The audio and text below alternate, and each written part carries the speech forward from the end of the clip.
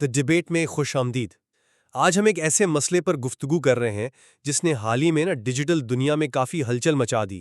Amazon web services یعنی AWS کی ایک بڑی بندش۔ اس واقعے نے اسنیپ چیٹ اور ریڈٹ جیسی بڑی سروسز سمیت آپ دیکھیں ہزاروں ویب سائٹس اور ایپلیکیشنز کو گھنٹوں کے لیے آف لائن کر دیا، اور اس کے اثرات وہ عالمی سطح پر محسوس کیے گئے۔ مطلب لندن سے ٹوکیو تک دفاتر میں کام رکا، ادائیگیوں میں دشواری ہوئی، لوگوں کے سفر کے منصوبے تک متاثر ہوئے۔ تو آج کی گفتگو کا جو مرکزی نقطہ ہے وہ یہ ہے کہ اس وسیع پیمانے پر ڈیجیٹل تعطل کی بنیادی ذمہ داری آخر ہے کس پر؟ کیا یہ خود Amazon ویب سروسز ہے، خاص طور پر اس کے وہ جو بدنام زمانہ US ایسٹ 1 ڈیٹا سینٹر ہے، اس کی بار بار کی ناکامیوں کو دیکھتے ہوئے؟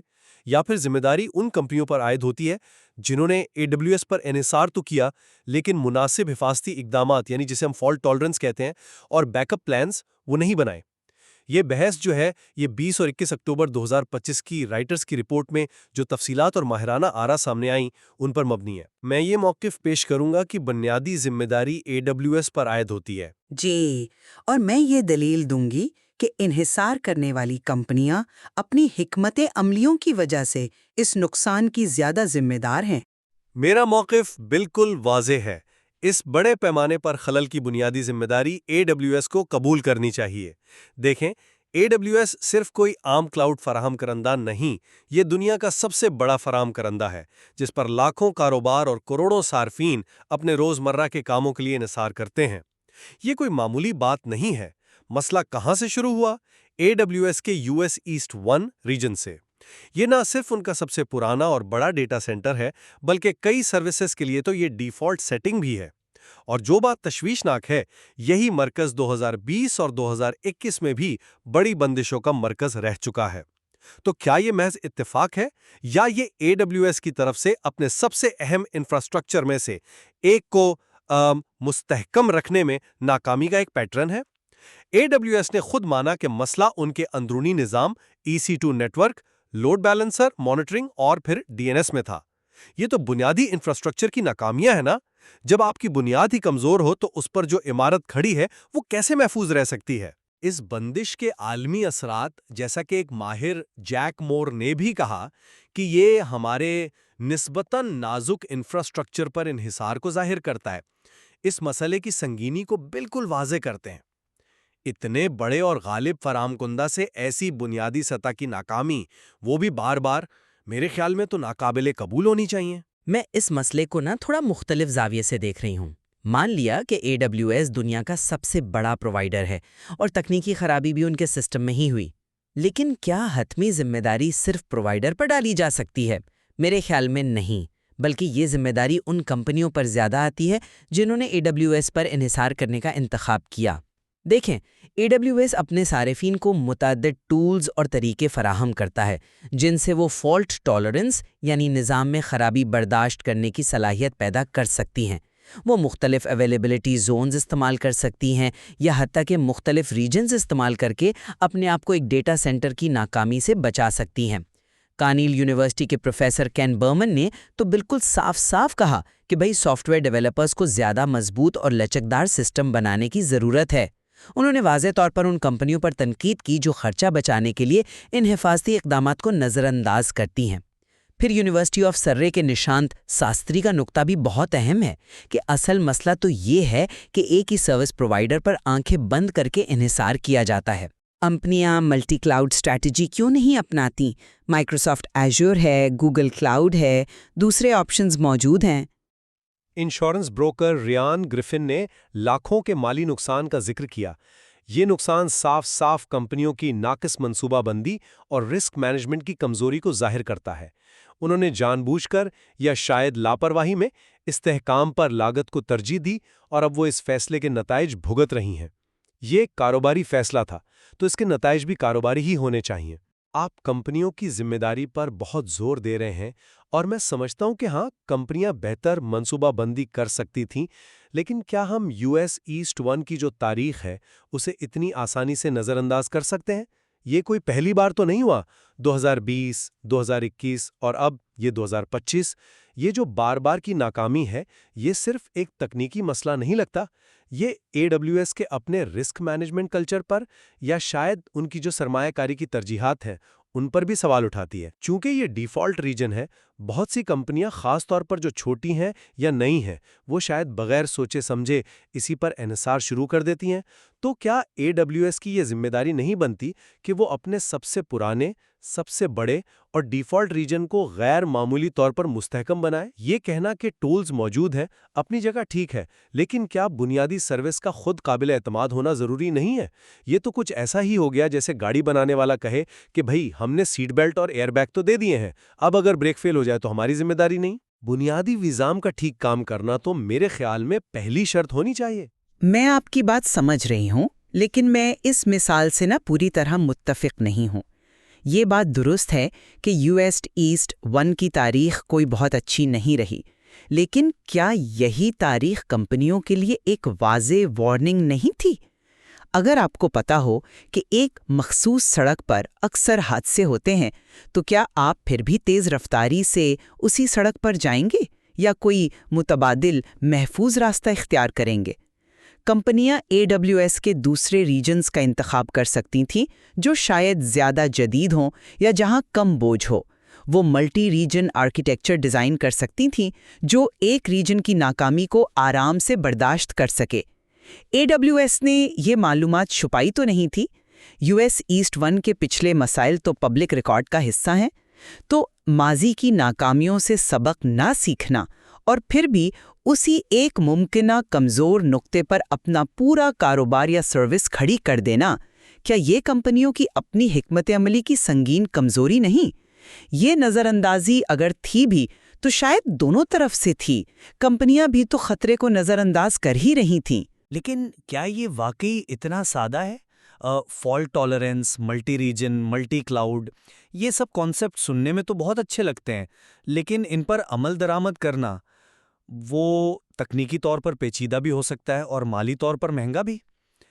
کیا تمام کمپنیاں، خاص طور پر جو سٹارٹ اپس ہیں یا درمیانے درجے کے کاروبار ہیں، وہ ان اضافی خراجات اور پیچیدگیوں کا بوجھ اٹھا سکتی ہیں؟ کیا AWS جیسی ایک دیو کامت کمپنی جو کھربوں ڈالر کماتی ہے، اس کی یہ ذمہ داری نہیں بنتی کہ وہ ایک بنیادی سطح کا استحکام فراہم کرے جو کم از کم اس قسم کی تباہ کن عالمی بندشوں کو روکے؟ آپ کہہ رہی ہیں کمپنیاں خطرہ مول لیتی ہیں، میں یہ پوچھتا ہوں کیا AWS اپنی غالب پوزیشن کا فائدہ اٹھاتے ہوئے ایک ایسی بنیادی سروس فراہم نہیں کر رہا جو خود ضرورت سے زیادہ خطرہ رکھتی ہے؟ ذمہ داری کا سارا بوجھ صارف پر ڈال دینا یہ مجھے کچھ ٹھیک نہیں لگتا، خاص طور پر جب فراہم کنندہ مارکیٹ پر اتنا حاوی ہو۔ معاف کیجیے گا، لیکن میں اب بھی یہ ماننے کو تیار نہیں ہوں کہ ذمہ داری مکمل طور پر صارف پر نہیں ڈالی جا سکتی۔ پروفیسر برمن نے کیا کہا تھا؟ ڈیولپرز کو بہتر فالٹ ٹالرنس بنانے کی ضرورت ہے۔ انہوں نے لاگت بچانے والی کمپنیوں پر تنقید کی۔ یہ ایک کاروباری حقیقت ہے کہ استحکام اور کارکردگی کی ایک قیمت ہوتی ہے۔ اگر کوئی کمپنی کلاؤڈ پر اپنا کاروبار چلا رہی ہے تو اس کلاؤڈ انفراسٹرکچر کو لچکدار بنانا ان کے بزنس کنٹینیوٹی پلاننگ کا حصہ ہونا چاہیے۔ یہ کوئی اضافی عیاشی نہیں، یہ ضرورت ہے۔ یہ کہنا کہ یہ پیچیدہ ہے یا مہنگا ہے، آج کے ڈیجیٹل دور میں یہ ایک کمزور بہانہ لگتا ہے۔ اگر آپ کا پورا وجود ہی آن لائن ہے تو اس آن لائن موجودگی کو محفوظ اور مستحکم رکھنے کے لیے سرمایہ کاری نہ کرنا میرے خیال میں ایک بنیادی کاروباری غلطی ہے۔ یہ کچھ ایسا ہی ہے کہ جیسے کوئی فیکٹری مالک کہے کہ بھئی آگ بجھانے کا سامان مہنگا تھا اس لیے نہیں لگایا، اور پھر فیکٹری جلنے پر حکومت کو الزام دے۔ کمپنیوں کو خطرات کا اندازہ لگانا ہوتا ہے اور ان سے نپٹنے کے لیے وسائل مختص کرنے ہوتے ہیں۔ جنہوں نے نہیں کیے انہوں نے سمجھے ایک جوا کھیلا اور وہ ہار گئیں۔ یہاں ایک اور زاویہ بھی ہے جس پر غور کرنا ضروری ہے، اور وہ ہے AWS کی مارکیٹ میں حیثیت۔ جیسا کہ ہم نے ذکر کیا وہ سب سے بڑے کھلاڑی ہیں۔ رائٹرز کی رپورٹ نے بھی اس عالمی اثر کو نمایاں کیا۔ جب ایک کمپنی اتنی بڑی ہو جائے کہ اس کے ایک ڈیٹا سینٹر کی ناکامی دنیا بھر میں معیشت اور روزمرہ زندگی کو مفلوج کر دے، تو کیا اس کی ذمہ داری صرف اس کے براہ راست صارفین تک محدود رہتی ہے، یا پھر اس پر ایک طرح کی سسٹمک رسپانسبلٹی یعنی نظامی ذمہ داری عائد ہوتی ہے؟ میرے نزدیک AWS کا مارکیٹ پر جو غلبہ ہے وہ ایک نظامی خطرہ پیدا کرتا ہے۔ اس صورتحال میں AWS پر یہ اضافی ذمہ داری عائد ہوتی ہے کہ وہ اپنے نظام کو ممکنہ حد تک فول پروف بنائے، کیونکہ ان کی ناکامی کا اثر صرف ان کے صارفین پر نہیں پڑتا بلکہ پورے ڈیجیٹل ایکو سسٹم پر پڑتا ہے۔ یہ صرف انفرادی کمپنیوں کی ناقص منصوبہ بندی کا مسئلہ نہیں ہے، یہ اس بات کی بھی عکاسی ہے کہ ہم اجتماعی طور پر ایک ہی کمپنی پر کتنا زیادہ انحصار کرنے لگے ہیں۔ یہ ایک اہم نکتہ ہے، نظامی خطرے والا، اور میں اس کی سنگینی کو تسلیم کرتی ہوں۔ لیکن پھر میرا سوال یہ ہے کہ اس نظامی خطرے کو کم کرنے کی ذمہ داری کس کی ہے؟ کیا صرف AWS کی، یا ان ہزاروں کمپنیوں کی بھی جو رضاکارانہ طور پر اپنے سارے انڈے ایک ہی ٹوکری میں ڈالنے کا انتخاب کرتی ہیں؟ جیسا کہ پروفیسر شاستری نے کہا، اصل مسئلہ ایک ہی سروس پر انحصار ہے۔ مارکیٹ میں مائکروسافٹ ایجور، گوگل کلاؤڈ جیسے قابل اعتماد متبادل موجود ہیں۔ کمپنیاں تنوع یعنی ڈائیورسفیکیشن کیوں نہیں کرتی؟ یہ تو رسک مینجمنٹ کا ایک بنیادی اصول ہے۔ AWS کا بڑا ہونا انہیں زیادہ قابل اعتماد نہیں بناتا، بلکہ ان پر انحصار کرنے والی کمپنیوں کے لیے خطرے کو بڑھا دیتا ہے اگر وہ خود حفاظتی اقدامات نہ کریں۔ تو ہاں، AWS کو اپنی ذمہ داری سمجھنی چاہیے، اس میں کوئی شک نہیں، لیکن کمپنیوں کو بھی اپنی حکمت عملی پر گہری نظر ثانی کرنی چاہیے۔ وہ یہ نہیں کہہ سکتی کہ چونکہ سب AWS استعمال کر رہے تھے ہم نے بھی کر لیا۔ یہ کوئی معقول کاروباری جواز تو نہیں ہوا۔ چلیں ایک لمحے کے لیے مسئلے کی جو تکنیکی جڑ تھی اس پر واپس آتے ہیں۔ AWS نے خود بتایا کہ مسئلہ ان کے EC2 اندرونی نیٹ ورک، لوڈ بیلنسر کی ہیلتھ مانیٹرنگ کرنے والے سب سسٹم اور بالآخر DNS میں پیدا ہوا۔ یہ سسٹم کے بالکل بنیادی مرکزی حصے ہیں۔ یہ کوئی ایپلیکیشن لیول کی خرابی نہیں تھی جسے صارف ٹھیک کر سکتا۔ یہ وہ بنیاد تھی جس پر سب کچھ ٹکا ہوا تھا۔ جب یہ بنیادی اجزاء ناکام ہوتے ہیں تو یہ واضح طور پر فراہم کنندہ کی سطح پر ایک سنگین ناکامی ہے۔ آپ کمپنیوں سے یہ توقع کیسے کر سکتے ہیں کہ وہ ایک ایسے فراہم کنندہ کے بنیادی ڈھانچے کی ناکامی سے مکمل طور پر محفوظ رہیں گی جس پر وہ بھروسہ کر رہی ہیں؟ یہ صارف کی غلطی نہیں کہ AWS کا اپنا DNS سسٹم ان کی ایپلیکیشن کا پتہ تلاش نہ کر سکا یا ان کا load balancer monitoring system fail ہو گیا۔ یہ تو بنیادی سروس کی فراہمی میں ناکامی ہے۔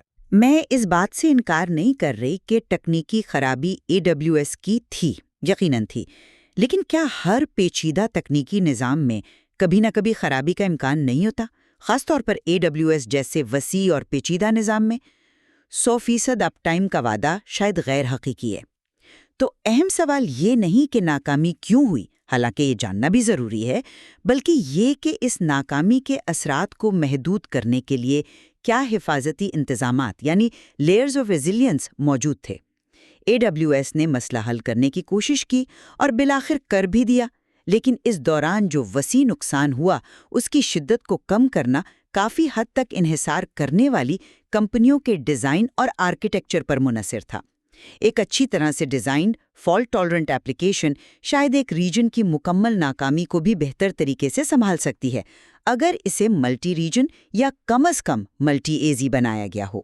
تو ہاں، تکنیکی خرابی AWS کی تھی، لیکن اس خرابی کے تباہ کن اثرات کو نہ روک پانا میرے نزدیک بڑی حد تک کمپنیوں کی تیاری کی کمی کو ظاہر کرتا ہے۔ تو خلاصہ یہ کہ اگرچہ میں یہ تسلیم کرتا ہوں کہ کمپنیوں کو یقینی طور پر زیادہ محتاط رہنا چاہیے تھا اور بہتر منصوبہ بندی کرنی چاہیے تھی، لیکن میرے نزدیک اس حالیہ عالمی ڈیجیٹل تعطل کی جو بنیادی وجہ ہے وہ AWS کے بنیادی ڈھانچے، خاص طور پر US East 1 مرکز میں بار بار سامنے آنے والے سنگین مسائل ہیں۔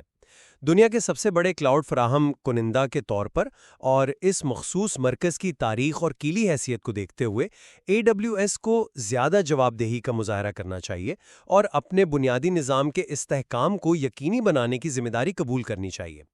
یہ صرف ان کے صارفین کا نہیں بلکہ پورے ڈیجیٹل ایکو سسٹم کا مطالبہ ہونا چاہیے۔ اور میرا خلاصہ یہ ہے کہ AWS کی تکنیکی ناکامی ایک ناقابل تردید حقیقت ہے اور یقیناً تشویشناک بھی ہے۔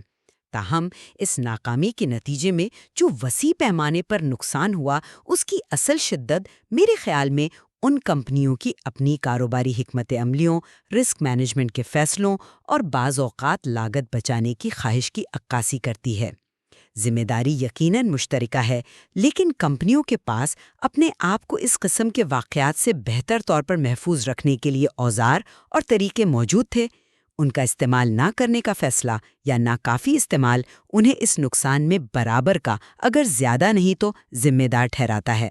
بلا شبہ یہ واقعہ کلاؤڈ کمپیوٹنگ پر ہمارے بڑھتے ہوئے انحصار اور خاص طور پر ایک غالب فراہم کنندہ پر انحصار کرنے سے منسلک جو خطرات ہیں ان کو بہت واضح طور پر سامنے لایا ہے۔ یہ ظاہر کرتا ہے کہ ہمارا جدید ڈیجیٹل انفراسٹرکچر کس قدر باہم مربوط ہے اور جیسا کہ جیک مور نے کہا کتنا نازک بھی ہو سکتا ہے۔ بالکل، اور یہ گفتگو یہاں ختم نہیں ہوتی۔ اس مسئلے کے کئی پہلو ہیں جن پر مزید غور و فکر کی ضرورت ہے۔ مختلف زاویوں سے اس کا تجزیہ کرنے سے ہی ہم اس کی پیچیدگی کو صحیح معنوں میں سمجھ سکتے ہیں اور شاید مستقبل میں ایسے واقعات کے اثرات کو کم کرنے کے لیے بہتر حکمت عملیاں وضع کر سکتے ہیں۔